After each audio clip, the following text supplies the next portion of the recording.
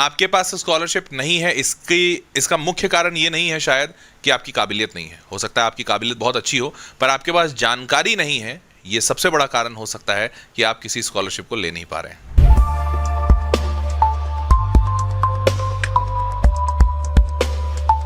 हाँ भाई, नमस्कार, आदाब, सत श्री अकाल और खुशामदीद। Very very good evening to all of you people. This is your master teacher Harsham, जो कि आपके सामने है लाइव। और आज बात करने आए हैं कि इंडिया में बहुत सारे कुछ ऐसे स्कॉलरशिप्स हैं जिसके जरिए आप अपने पूरी इंजीनियरिंग की पढ़ाई, या इंजीनियरिंग छोड़ो कोई भी डिग्री कर रहे हो, अगर अंडर ग्रेजुएट, पोस्ट ग्रेजुएट, इसकी पढ़ाई पूरी फ्री कर सकते हो। जी हाँ, सही सुन रहे हैं आप। और ये सारे स्कॉलरशिप्स लेना बहुत ज़्यादा कठिन नहीं है। थोड़ा सा भी अगर मेहनत करते हो या थोड़ी सी जान पहचान निकाल लेते हो, कुछ भी ऐसा करते हो तो मुमकिन है बॉस। अब कैसे मुमकिन है, कौन कौन से स्कॉलरशिप्स हैं, पहले तो यही नहीं पता होता है लोगों को कि भाई ऐसे स्कॉलरशिप एग्जिस्ट करते हैं। विश्वास मानिए, गवर्नमेंट और प्राइवेट ऐसे बहुत सारे स्कॉलरशिप्स हैं, और कई तो ऐसे हैं जहां पर कोई एग्जाम नहीं देना पड़ेगा। मात्र 80% नंबर चाहिए आपको 12वीं में, 70% नंबर चाहिए 12वीं में, 60% नंबर चाहिए 12वीं में। बड़े आराम से आते हैं, सबके आते हैं। तो आज का सेशन इसी पे होने वाला है। पूरी जानकारी दूंगा, क्योंकि आपके पास स्कॉलरशिप नहीं है, इसका मुख्य कारण ये नहीं है शायद कि आपकी काबिलियत नहीं है। हो सकता है आपकी काबिलियत बहुत अच्छी हो, पर आपके पास जानकारी नहीं है। ये सबसे बड़ा कारण हो सकता है कि आप किसी स्कॉलरशिप को ले नहीं पा रहे हैं। ठीक है, तो चलिए जानकारी जुटाते हैं और जानकारी के जरिए अपने आप को सशक्त बनाते हैं। अब इस स्कॉलरशिप के वीडियो में मैं घटते हुए क्रम में जाऊंगा, डिसेंडिंग ऑर्डर में। 8वें नंबर पे है एक स्कॉलरशिप, उसके बाद 7वें पे, 6ठे पे, एंड सो ऑन। तो 8वें नंबर का जो स्कॉलरशिप है, और ये जो ऑर्डरिंग की है मैंने, ये बेसिस लिया है कि स्कॉलरशिप का अमाउंट कितना है। जिसका स्कॉलरशिप का अमाउंट जितना ज्यादा है उसको सबसे आखिरी में रखा हूं। ठीक है, तो सबसे पहला जो है वो है central sector scheme of scholarship for colleges and university students.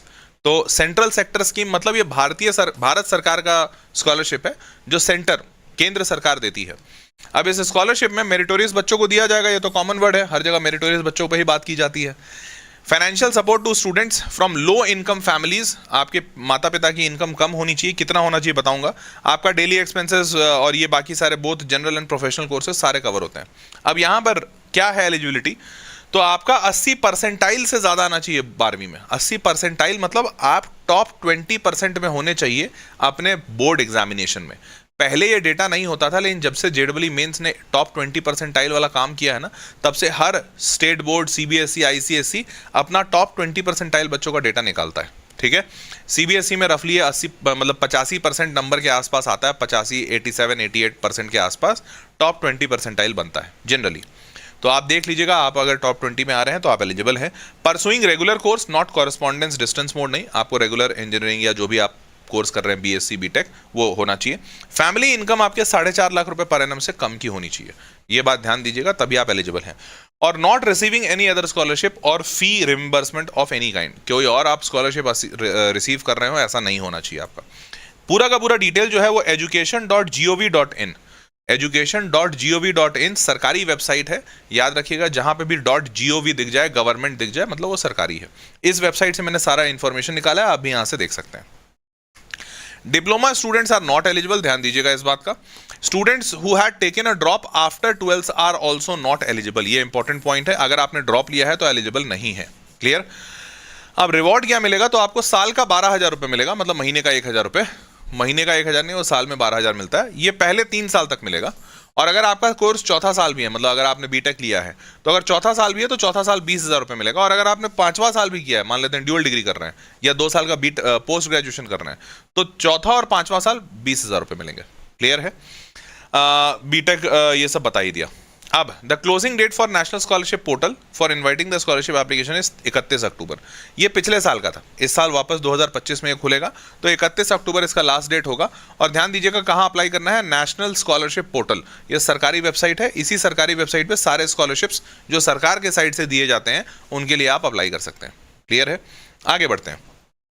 दूसरा है LIC golden jubilee scholarship scheme. LIC नाम देखकर आपको समझ में आ गया होगा, life insurance corporation of India, LIC India. LIC एक सरकारी संस्थान है, लेकिन गवर्नमेंट नहीं है। ये एक सरकारी कंपनी है। LIC जो करते हैं ना, सबका जीवन बीमा, ये वो है। तो ये भी स्कॉलरशिप देती है। ये इकोनॉमिकली वीकर सेक्शन को स्कॉलरशिप देगी। गवर्नमेंट या प्राइवेट कॉलेज दोनों इसमें कवर्ड हैं।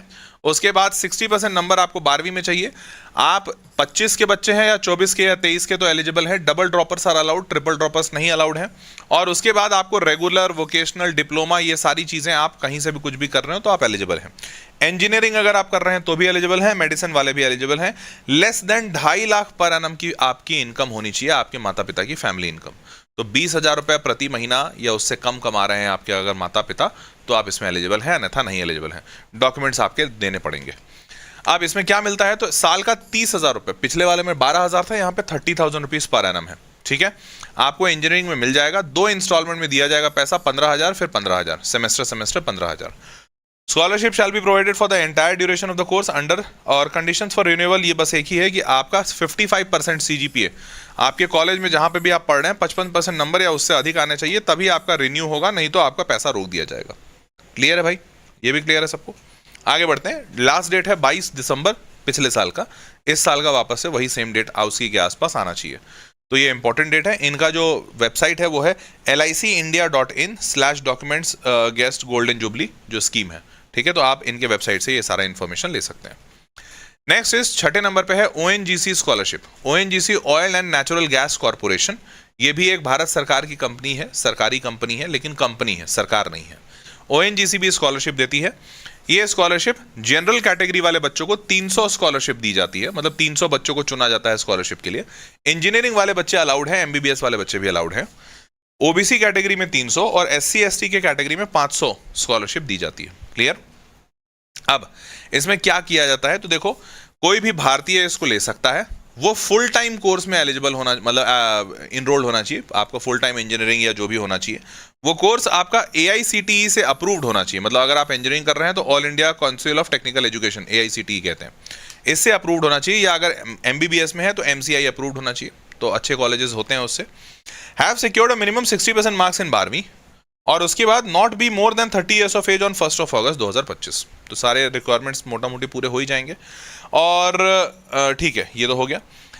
ONGC SC ST को कितना देगा, तो SC ST का एलिजिबिलिटी है कि आपके परिवार की सालाना आय 4.5 लाख रुपए पर एनम से कम होनी चाहिए SC ST के लिए। OBC कैटेगरी और जनरल कैटेगरी के लिए 2 लाख रुपए पर एनम से सालाना आय कम होनी चाहिए। OBC और जनरल के लिए अगर आपके परिवार की सालाना आय 2 लाख रुपए से कम है तो आपको ये स्कॉलरशिप मिलेगा। आगे बढ़ते हैं। आपका स्कॉलरशिप का अमाउंट जो होगा वो होगा 48,000 रुपीज एक साल का। 4,000 रुपये आपको महीने दिए जाएंगे। ठीक है, ये पिछले वाले 30,000 रुपये से ज़्यादा है। पिछला वाला 30,000 पर ईयर था, इस बार 48,000 पर ईयर है। Student need to maintain a minimum 60% in their graduation, मतलब आप जहाँ भी कॉलेज में पढ़ रहे हैं आपको 60% नंबर मिनिमम मेंटेन करना होगा, या 6 CGPA आउट ऑफ 10। क्लियर बात। आगे बढ़ते हैं। लास्ट डेट इसका 30 नवंबर, सॉरी स्टार्ट 16 अक्टूबर से था, लास्ट डेट 30 नवंबर है। पिछले साल का है, अक्टूबर 2025 में भी मोटा मोटी ऐसा ही होना चाहिए। सारा का सारा वेबसाइट का इन्फॉर्मेशन है ONGCscholar.org, यहाँ से मैंने इन्फॉर्मेशन निकाला है। नेक्स्ट इज HDFC बैंक परिवर्तन CCSS। यहाँ पर मेरिट कम नीड बेस्ड स्कॉलरशिप है, बीटेक के लिए एलिजिबल है। यहाँ पे आपके फैमिली की इनकम 2.5 लाख या उससे कम होनी चाहिए, 55% नंबर या उससे ज़्यादा आने चाहिए 12वीं में। और देखा जाए तो फॉर जनरल कैंडिडेट 30,000 रुपये मिलेगा आपको, प्रोफेशनल अंडर ग्रेजुएट कोर्स के लिए 50,000 मिलेगा।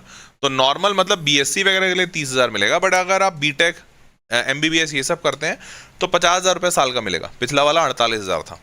उसके बाद देखा जाए तो इसमें current education level aims to provide ongoing academic support current scholar who continue to meet the eligibility criteria consequent years. इसमें क्या कहा गया है कि ये वाला जो स्कॉलरशिप है ये 1 साल के लिए मिलता है, परंतु अगर बच्चा अच्छा परफॉर्म कर रहा है और आगे लगा कि हाँ बच्चे को ज़रूरत है और परफॉर्म भी अच्छा कर रहा है, तो आगे भी इसके स्कॉलरशिप को कंटिन्यू रखा जा सकता है। तो आपका केस टू केस बेसिस ये डिसाइड किया जाएगा। उसके बाद इंपॉर्टेंट डेट्स क्या है, तो ये 30 अक्टूबर इसका डेडलाइन होता है हर साल। तो हर साल, इस साल भी 30 अक्टूबर होगा, उसके पहले आप अप्लाई कर दीजिएगा। 4 सितंबर, अच्छा नहीं, द फर्स्ट 2 साइकिल में होता है, 3 साइकिल में होता है, सॉरी। सितंबर 4 होता है पहला साइकिल, दूसरा साइकिल अक्टूबर 30 और तीसरा cycle December 31। Clear. Next is चौथे नंबर का जो स्कॉलरशिप है that is AICTE Pragati scholarship for girls. ये सिर्फ लड़कियों के लिए है। इसमें AICTE all India council of technical education जो सारे कॉलेजेस को मान्यता देता है, सारे इंजीनियरिंग कॉलेजेस को मान्यता देता है, ये 5,000 स्कॉलरशिप देता है हर साल। हर साल 5,000 लड़कियों को स्कॉलरशिप दिया जाता है फॉर परस्यूइंग टेक्निकल एजुकेशन, क्योंकि टेक्निकल एजुकेशन में लड़कियां कम है। अब इसमें होता क्या है, कोई भी लड़की जो फर्स्ट ईयर या सेकेंड ईयर में किसी कॉलेज में एनरोल्ड है, उस बच्ची को AICTE का अप्रूव्ड कॉलेज में होना है। तो अगर आपका कॉलेज AICTE अप्रूव्ड है तो आप उस कॉलेज में आपको स्कॉलरशिप मिल जाएगा। और यहाँ पर 2 गर्ल्स पर फैमिली आर एलिजिबल। अगर आप अपने परिवार में 2 लड़कियां हैं या उससे कम है, 1 लड़की है, तो आप एलिजिबल हैं। तीसरी लड़की अगर आप होंगी या चौथी लड़की तो नहीं एलिजिबल होता है। Annual family income should not be more then 8 lakh rupees. पारिवारिक आय 8 लाख रुपए सालाना से ज़्यादा नहीं होनी चाहिए। In case applicant is married तो फिर आपके इन लॉज या पति का इनकम देखा जाएगा। 50,000 per annum for every year of study. 50,000 रुपये हर साल आपको देगा कौन? AICTE सरकारी संस्थान है। और 31 अक्टूबर इसका भी लास्ट डेट है, इस साल का भी यही होगा। वेबसाइट जो है वो है fellowship.aicte.gov.in। उसके बाद है the Mohan T Advani centennial scholarship programme. ठीक है, ये Mohan T Advani centennial scholarship में क्या है, तो अंडर ग्रेजुएट में मिलता है, फील्ड ऑफ इंजीनियरिंग में मिल जाएगा आपको। फर्स्ट या सेकंड ईयर में आप होने चाहिए, तो आपका कॉलेज में एडमिशन हो चुका होना चाहिए, आप फर्स्ट या सेकंड ईयर में पढ़ रहे हो तब आप अप्लाई कर सकते हैं। आपका 12वीं में आपको 80% नंबर या उससे ज़्यादा आए हुए हो, 80% मिनिमम चाहिए। और आपके फैमिली की इनकम 10 लाख रुपए सालाना से कम की होनी चाहिए, 10 लाख रुपए से कम की, जो जनरली बहुतों की होती भी है। साल का आपको 75,000 रुपए मिलेगा। या फिर अगर आपके कॉलेज की फीस कम है तो कम मिलेगा, मतलब कॉलेज के फीस का आधा मिलता है, 50% ऑफ द एनुअल फीस। आपके कॉलेज की जो भी फीस है उसका आधा पैसा आपको मिलेगा। ठीक है, मैक्सिमम 75,000 तक।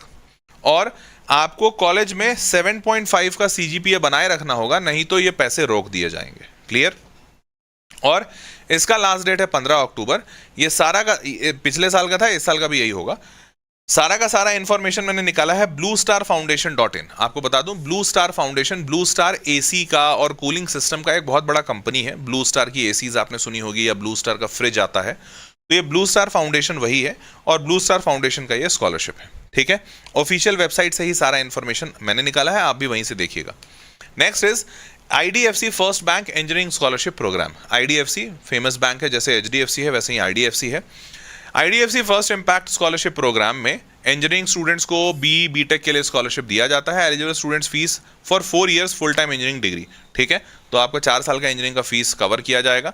फर्स्ट ईयर अगर आप एक बार, आप वही बच्चा इसमें अप्लाई कर सकता है जो फर्स्ट ईयर में एनरोल हो चुका है अपने BTech में।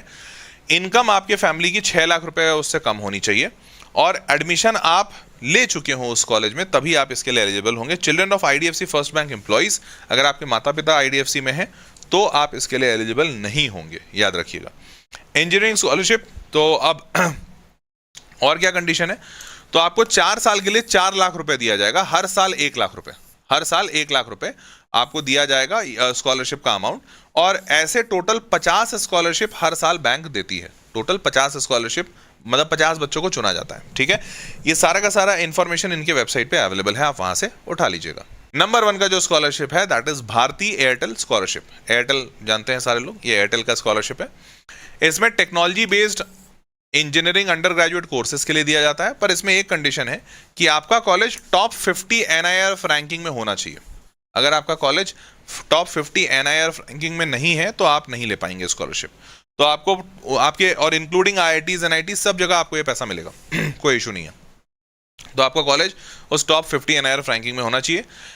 आपका जो इंजीनियरिंग का ब्रांच होना चाहिए वो इलेक्ट्रॉनिक्स कम्युनिकेशन होना चाहिए, टेलीकॉम होना चाहिए, IT, computer science, data science, या फिर एमर्जिंग टेक्नोलॉजी जैसे AI, internet of things, AR VR, augmented reality, virtual reality, robotics, machine learning, data science, ऐसे ब्रांचेस होने चाहिए। ऐसा नहीं कि आप सिविल में पढ़ाई कर रहे हैं, तो सिविल में अगर आप पढ़ाई कर रहे हैं तो आपको स्कॉलरशिप नहीं मिलेगी। क्लियर है बात? तो ये है एयरटेल की स्कॉलरशिप। अब बात करें फैमिली की, अगर आपकी इनकम 8.5 लाख रुपए पर एनम से कम की है तब आपको ये स्कॉलरशिप मिलेगा। और applicant should not be recipient of any other scholarship और grant for the same purpose supported by the Bharti Airtel foundation. Note, girls students are encourage to apply. यहाँ पे लड़कियों को ज्यादा प्राथमिकता दी जाएगी, ऐसा कहा गया है। उसके बाद 100% ऑफ एनुअल फीस, आपकी जितनी भी फीस है, जो भी कॉलेज में आप पढ़ाई कर रहे हैं उसकी पूरी फीस कवर की जाएगी। Hostel and mess fees shall be given to all selected scholars. तो आपका हॉस्टल और मेस फीस भी लिया जाएगा इसमें, आपको उसको चिंता नहीं करने की जरूरत है। प्रोविजन ऑफ लैपटॉप भी है इसमें, तो आपको लैपटॉप भी प्रोवाइड किया जाएगा। तो भारतीय एयरटेल स्कॉलरशिप काफ़ी रिवॉर्डिंग है, लेकिन अनडाउटेडली इसमें बस एक ही लिमिटिंग कंडीशन है कि आपका कॉलेज टॉप 50 NIRF रैंकिंग में होना चाहिए। अगर आप उस कॉलेज में कहीं एडमिशन ले रहे हैं तो आपको पूरा का पूरा खर्चा भारतीय एयरटेल उठाएगा, अन्यथा नहीं उठाएगा। क्लियर? और यहाँ पर अच्छी बात यह है कि नंबर ऑफ स्कॉलरशिप्स को नहीं लिमिट किया गया है। Full duration of UG course including integrated course up to 5 years. तो अगर आपने बीटेक प्लस एमटेक लिया है तो भी वो भी कवर्ड होगा। रिफंडेबल एंड सिक्योरिटी डिपॉजिट नहीं कवर होगा, वो आपको खुद से देना है, वो ज़्यादा होता नहीं है, तो आप आराम से दे सकते हो। क्लियर है भाई?